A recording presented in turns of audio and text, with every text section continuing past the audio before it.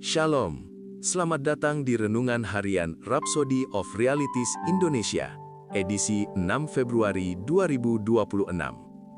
Judul renungan hari ini adalah Menggagalkan Rencana Setan.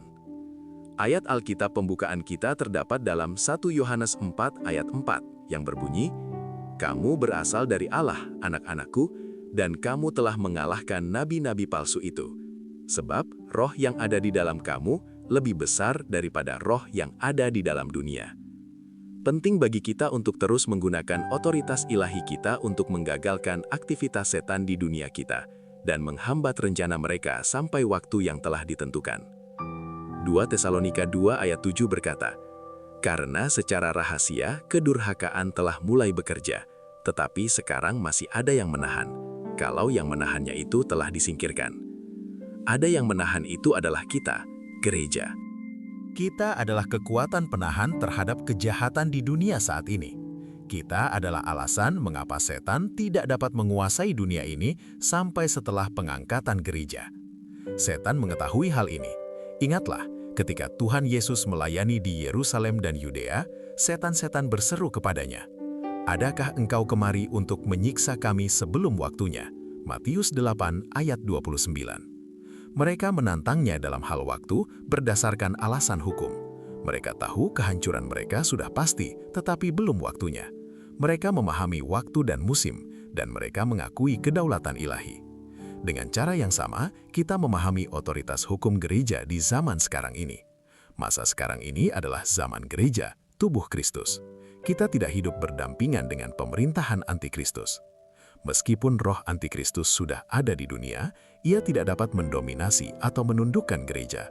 Firman menyatakan, "Kamu berasal dari Allah, anak-anakku, dan kamu telah mengalahkan nabi-nabi palsu itu." 1 Yohanes 4 ayat 4. Itu berarti gereja telah mengatasi, menaungi, dan menundukkan roh antikristus dan semua kekuatan setan beserta pengikutnya. Jadi, ketika engkau mengeluarkan perintah dan memerintahkan pengekangan atas sistem jahat dan rencana setan, lakukanlah berdasarkan kuasa ilahi ini. Ini sepenuhnya sesuai dengan firman Allah yang kekal, dan firman-Nya tidak dapat dilanggar.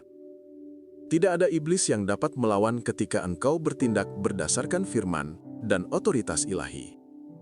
Berkuasa, memerintah, dan menang dengan kebenaran ini setiap hari. Kendalikan setan dan para pengikutnya. Batasi mereka dengan menggunakan otoritas ilahimu di dalam Kristus.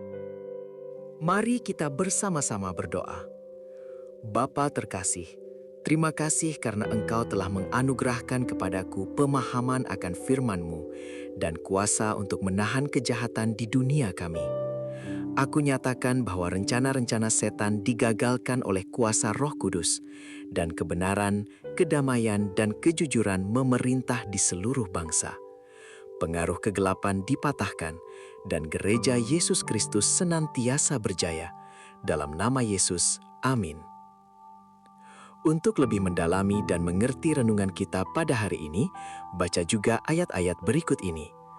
2 Tesalonika 2 ayat 6-7, Matius 8 ayat 29, Wahyu 13 ayat 7-8.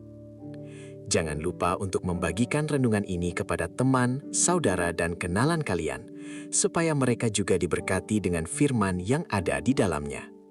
Dan jika Anda belum menerima keselamatan atau belum menerima Kristus secara pribadi dan ingin menikmati kehidupan Kristus dalam dirimu, inilah saatnya bagimu.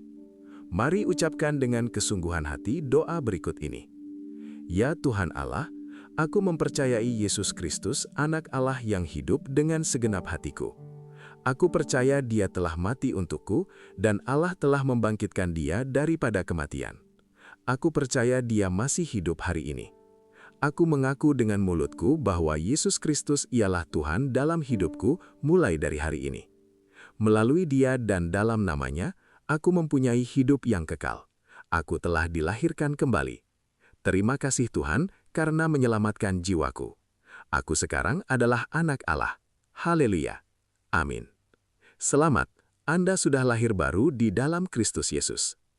Akhirnya, sampai jumpa pada renungan harian berikutnya di kemudian hari. Tuhan Yesus memberkati. Amin.